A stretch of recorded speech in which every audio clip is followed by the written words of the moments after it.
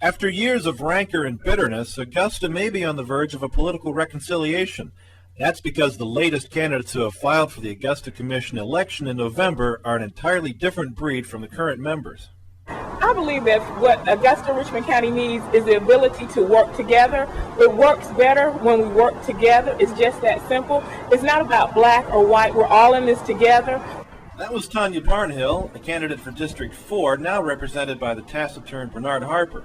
Barnhill says she decided to run for a seat on the council because she could not sit on the sidelines and watch the community's divisions continue.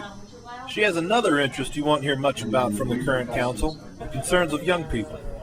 I think what we have to do with youth first is listen to them.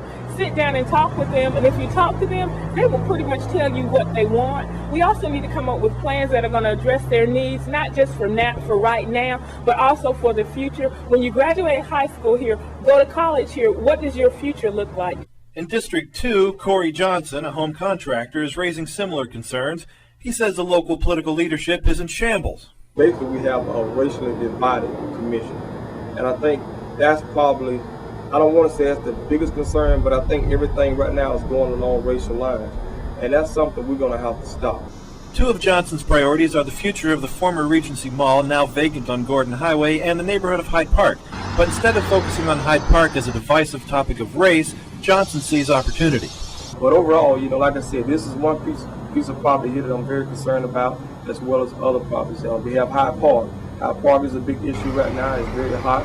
And hopefully, if we can get these people, if we definitely find out for sure this property is contaminated, which so far we have, we can look at that being a piece of prime property or some type of industry. So there's a lot of opportunity in District 2. District 2 race is filling up quickly. 3 other candidates have filed: Michael Myers, Charlie Hanna, and Willie Law.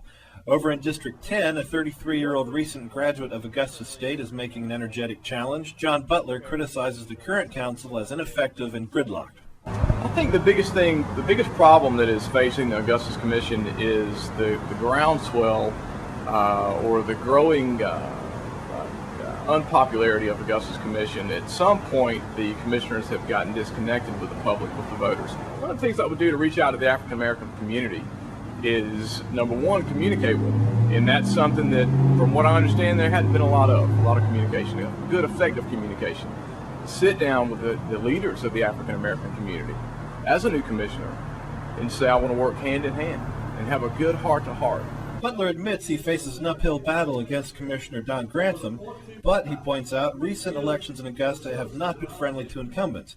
He says he is seeing more younger people becoming interested in local affairs, and this new group is fed up with race-based politics. As for specific policies, he is bullish on South Augusta. South Augusta is an area that I feel that we need to grow in. It's the only place left in Augusta that we have to develop, to have to grow in. In West Augusta, the growth that's taking place there, we're sharing those amenities with Columbia County. And in South Augusta, what grows in South Augusta will be in South Augusta, and the whole city would benefit from it. In November, Augusta might achieve what many other southern cities did years ago, a transfer of power from an older generation that bears civil rights era grudges to a younger generation that carries less historical baggage. But there's still a lot of time to file for the 5 open seats. For now, there are no challengers in District 8, where incumbent Jimmy Smith, a stalwart of the old guard, is expected to be strong. And District 6 is fielded by 2 challengers, both retirees. While it's unlikely that this November slogan will be "Trust Nobody Over 30, there's certainly a feeling that the current village elders have made a mess of things, that they are too bitter with the past to lead Augusta into the future.